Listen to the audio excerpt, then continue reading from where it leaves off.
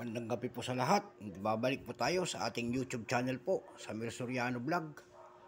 Mayroon na naman tayo pong pag-uusapang coins. Nandito sa ating harap ang barya na luma na sinuunang panahon po natin para malaman natin kung magkano ang kanilang mga presyo. Ayan po, magandang gabi po, Luzon, Visayas, Mindanao po, kung saan kayong panig ng mundo po. Maraming salamat po sa nanonood ng aking YouTube channel at saka sa aking FB page. Maraming salamat po. Andito po, may tatalakayin na naman tayong coins, piso na sinuunang panahon ulit. Ayan po, 1980, 1981, ayan po, at saka 1982. Tatlong years po ang ating pag-uusapan ngayong gabi. Yung 1980 po, Franklin Mint po. Yung 1980, Franklin Mint, ginawa. Ayan po. Dalawang klase po ang ginawa nito. Franklin Mint at saka yung Proof Special Uncirculated po. Ayan po. Unahin natin ito, 1980. Bago natin unahin, kilalanin muna natin ang baryang ito. Issue, Philippines, period, Republic, 1946, up to date, type, standard circulation coins, years, 1975 to 1982. Ayan po, value po, piso, currency,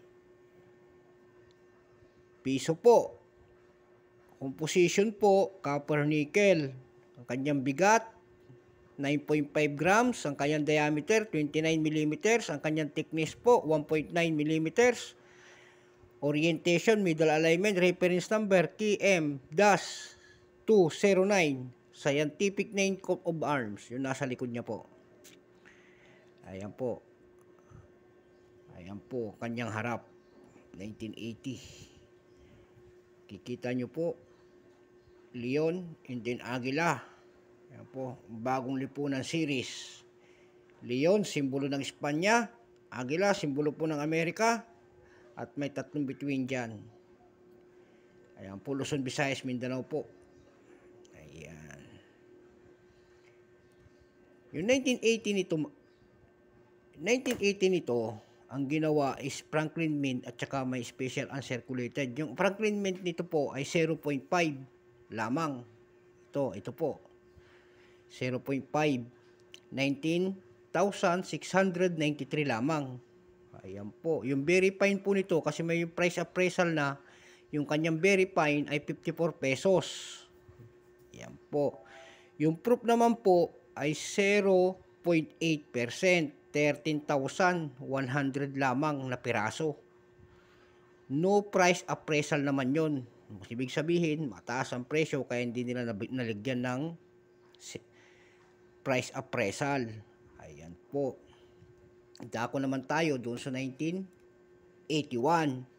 Yung 1981 po ay dalawa rin, Franklin Mint at saka special uncirculated din. Ayan po. Yung Franklin Mint nito, 25%, 7 million ang ginawa, 944 na piraso. Yun namang special uncirculated nito, 0.5%, 1,795 na piraso. Ayan po.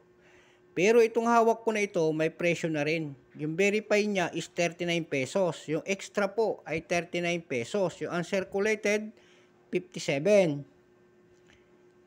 Ayan po ang kanyang presyo. Dako naman ho tayo doon sa isa. Yung 1982.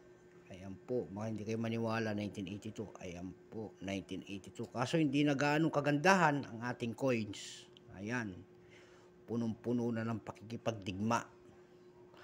Yung 1982 naman, ayan, round 8 meant 31%, 52,110,000 peraso ang ginawa nito. Mayroon naman 0.8% yung kanilang ginawa na 1982 na wala pang kahit anong detalye. Kung ilang pirasong ginawa, wala po, percentage lang, 0.8. So, ibig sabihin, yung proof nito, sobrang mahal. Dumako naman ho tayo doon sa ating numista kung magkano na ang mga presyo nito.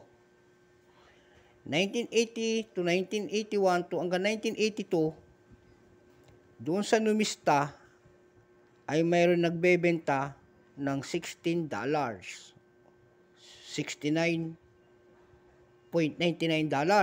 Ayan po, dalawang presyo lang ang nakita natin doon. Doon naman sa ebay.com, mayroon nagbebenta ng year 1982, $682. Ito po, 1982. Mayroon din $56. Doon naman sa carousel, bukod tangi ang nagbebenta doon ng 1982 na $1,000. Ayan po ang kanilang presyo. Sabi ko nga noon, ang panguleksyon, nasa basihan din ng mga coins. Kung maganda ang mga coins, kami ng mga tinatawag na kolektor, may very fine, good, extra fine, almost uncirculated, at uncirculated po. Tinatawag nila yung mga kritilya nila na kung tawagin.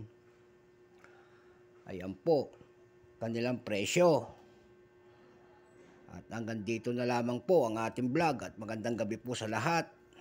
At sana na nyo ang inyong mga old coins kung ano na talaga ang presyo po. God bless po sa lahat, Luzon, Visayas, Mindanao, kung saan kayong panig ng mundo po. At special shout out po doon sa aking mother. Diyan po, masanto sa labid si kayo. Amin. At hanggang dito na lang po. Bye bye.